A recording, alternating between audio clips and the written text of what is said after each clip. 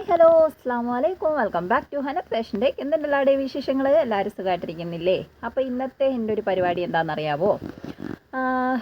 എൻ്റെ അനിയത്തിയുടെ കല്യാണത്തിൻ്റെയൊക്കെ ടൈമിൽ ഞാനൊരു ഡ്രസ്സ് വാങ്ങിച്ചിട്ടുണ്ടായിരുന്നു കേട്ടോ. അതായത് ഈ റിഡക്ഷൻ സെയിൽ നടക്കുന്ന ഒരു ടൈമായിരുന്നത്. ഈ കട ഒഴിക്കൽ പരിപാടി ഉണ്ടല്ലോ, അന്ന് എടുത്ത് വെച്ച ഒരു ഡ്രസ്സാണ്.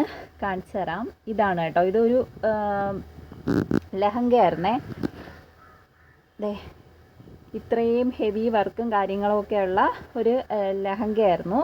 അപ്പോൾ ഇതിൻ്റെ റേറ്റ് വന്നിട്ട് 250 രൂപയാണ് കേട്ടോ.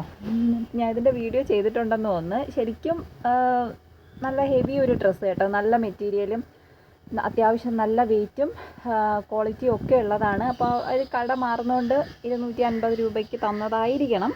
ഓക്കെ. അപ്പോൾ ഇതിൻ്റെ നല്ലൊരു പീച്ച് കളർ ഷോളും കാര്യങ്ങളൊക്കെയാണ് കേട്ടോ. ഷോള് പൊന്നുവിൻ്റെ ഇരിക്കുകയാണ്.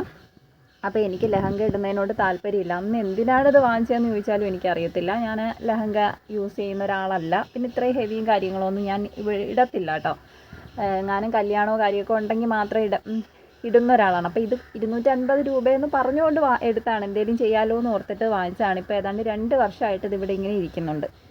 അപ്പോൾ ഞാൻ ഓർത്തു ഓക്കെ, എന്തായാലും ഞാനിത് യൂസ് ചെയ്യത്തില്ല. അപ്പോൾ ഇതിനെന്തെങ്കിലും ആക്കി മാറ്റാമെന്ന്. അപ്പോൾ ഞാനിത് കൊണ്ടുവന്നിട്ട് ഗൗണാക്കി സ്റ്റിച്ച് ചെയ്ത് കേട്ടോ. ഉടുപ്പൊക്കെ എടുത്തിട്ട് ഗൗണാക്കി, ലെഹങ്കേനെ ഗൗണാക്കി മാറ്റി. പക്ഷേ എനിക്കങ്ങോട്ട് ശരിയായില്ല. അപ്പോൾ അത് ഞാൻ അഴിച്ച് പറക്കിയൊക്കെ ഒരു വൃത്തി വന്നില്ല. അപ്പോൾ എന്തായാലും ഇതിനെ ഇനി നമുക്ക് ഒന്ന് അഴിച്ച് പണിത് അന്നമ്മയ്ക്കൊരു പാവാട മാതിരി തയ്ച്ചെടുക്കാമെന്ന് വിചാരിച്ചു. അപ്പോൾ വീണ്ടും ബാക്കി തുണി വരും. അതിൻ്റെ കൂട്ടത്തിൽ നമുക്ക് ഉടുപ്പ് കൂടെ പറ്റുവാണെങ്കിൽ ചെയ്യാം. ഇപ്പോൾ പോയിട്ട് നമുക്കതിനെ ഒന്ന് വെട്ടിക്കണ്ടിച്ച് പാവാടയാക്കാം. എനിക്ക് അങ്ങനെ ഒരു പ്രശ്നമുണ്ട് കേട്ടോ.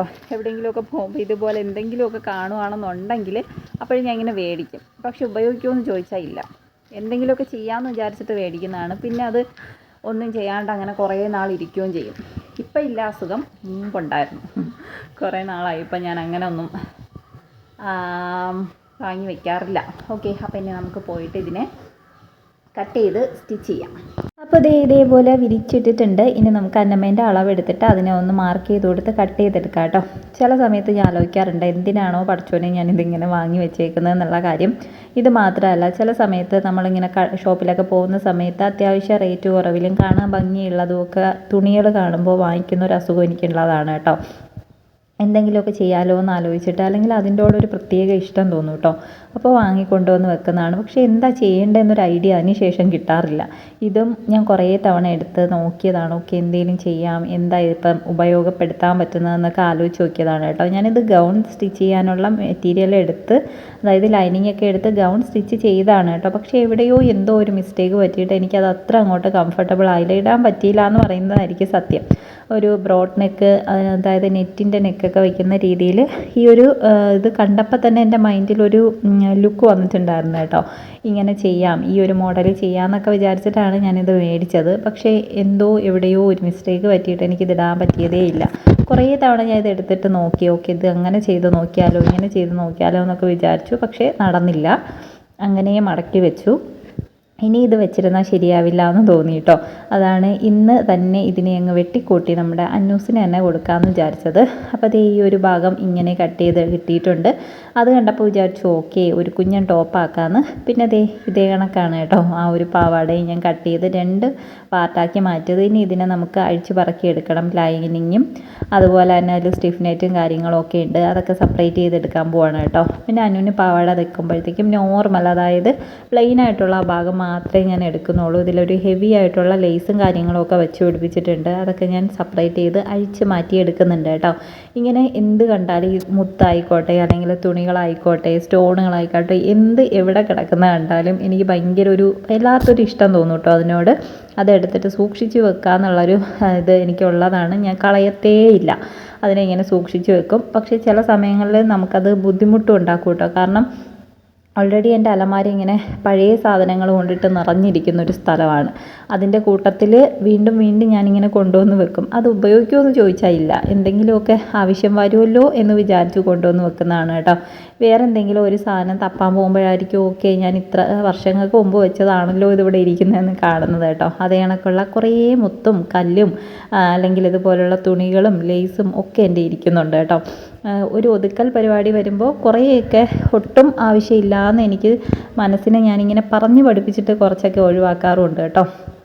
ഓക്കെ, അപ്പോൾ ഈ ലേസ് ഇതാണ്, ഇത് ഞാൻ ഇളക്കി എടുത്തിട്ടുണ്ട്. അപ്പോൾ ഞാനിങ്ങനെ വലിച്ചു പൊട്ടിച്ചാണ് കേട്ടോ ഇളക്കി എടുത്തേക്കുന്നത്. ചില സമയത്ത് ഇതുപോലെ ഇളക്കാൻ നോക്കിയിട്ടുണ്ടെങ്കിൽ നല്ല ഉഗ്രം പണി കിട്ടാറുമുണ്ട്. അപ്പോൾ ഇത് കണക്കൊക്കെ എന്നെ കണക്ക് പെട്ടെന്ന് എളുപ്പപ്പണി നോക്കുന്നവർ ശ്രദ്ധിച്ചിട്ട് ചെയ്യുക കേട്ടോ, അല്ലെങ്കിൽ ഉഗ്രം പണി കിട്ടുമേ.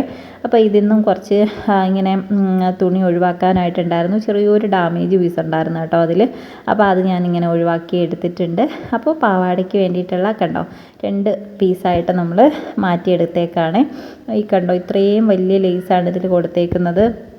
എങ്ങനെ അവർക്ക് 250 രൂപയ്ക്ക് ഡ്രസ്സ് മുതലായി എന്ന് ചോദിച്ചാൽ എനിക്ക് അറിയത്തില്ല കേട്ടോ. ഞാൻ പറഞ്ഞ പോലെ തന്നെ അത്യാവശ്യം നല്ല മെറ്റീരിയലാണ്. അതിൻ്റെ അകത്ത് ലൈനിങ് കൊടുത്തിട്ടുണ്ട്, സ്റ്റിഫ് നെറ്റ് കൊടുത്തിട്ടുണ്ടായിരുന്നു.